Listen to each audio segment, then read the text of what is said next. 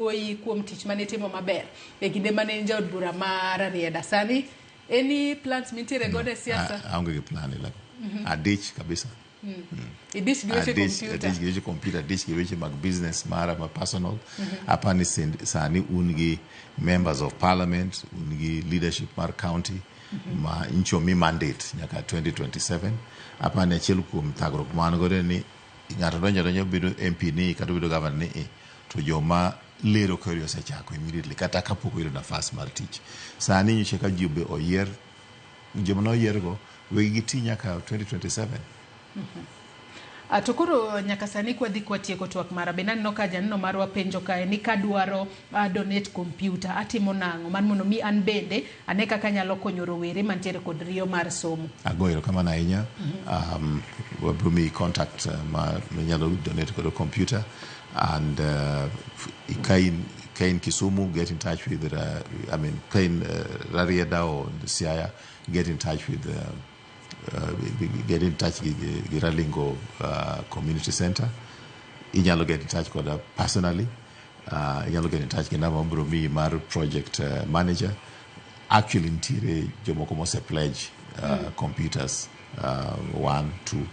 Those mago are not in the count. Mana kinyalo lero matut ni seche moko ng'ato kantiere Kisumu onyalo tero kanye apis nitiere kanye kata namba ni en mane ma ng'ato nyalo goyo. Ralingo ACK Church. Mano onge ma Kisumu kosenya kitera Siaya. At the moment I only contact Kisumu because it's a small project. I only contact Kisumu, contact Ralingo ACK Church. Yeah. Aya we asomo kukum ote majoneno magwa bende podi medo chwalo no odichieng makawuono. Pablo wacho kae ni asebedo kamanyo online business but mostly are not genuine. How can we be assisted? Ere kaka ubo bedo kuyango ni tije maro were yudo kacha gin mago ma adiera maonge oledhi mora mora mana kaka kisewacho ni nitiere moko ma iwuondi ni chul kata gimoro matin to bange rawera dong kaywak kachiel kod modo lak ni pesa ne olal. Mane achiel kuom gimonego be ni puonjo gi project ni Google and joma bro puonjwago bro puonj kech ok nyal dhi on the internet iparo ni bro teach just like that nikech the site moro magi gik monego be ni ipuonjo program ma biro ran gi Google. Aya, bendo chako penjo kae ni I have knowledge and can do coding. How can I be assisted? Kata kama ninyalo mana chopo mano Ralingo, mano chieng Jumapil kama chendo makamano bro bedo ka chakore ayanga mano mara jiwo rowere kokale yora lony manyasani no ka tulo marwa mano miwo kinyi makawuono dhi karumo.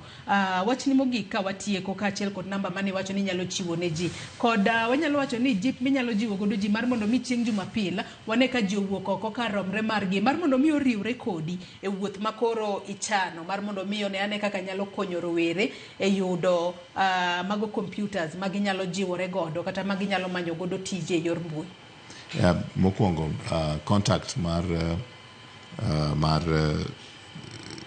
bana biluongo ni Ron ma is in charge and 0790 649 624. Kinyalo mana nuo namba kendo. Anyalo nuoyo 0790 649 I'll repeat 0790 649624. Yes. Mano namba minyalo go mar mondo mi ngato ket get all the information about the works and tijo moko madwa wuoth kodwa mane namba magigoyo tijo madwa mondo oginyiew computer mane bana mabiro nyiso gi specific type of computer ma compatible gi ma wan godo already. Kata konyo moro moro magidwa chiwo obed cash payment to Anglican Diocese of Bondo for the sake of this project. The diocese bishop is aware and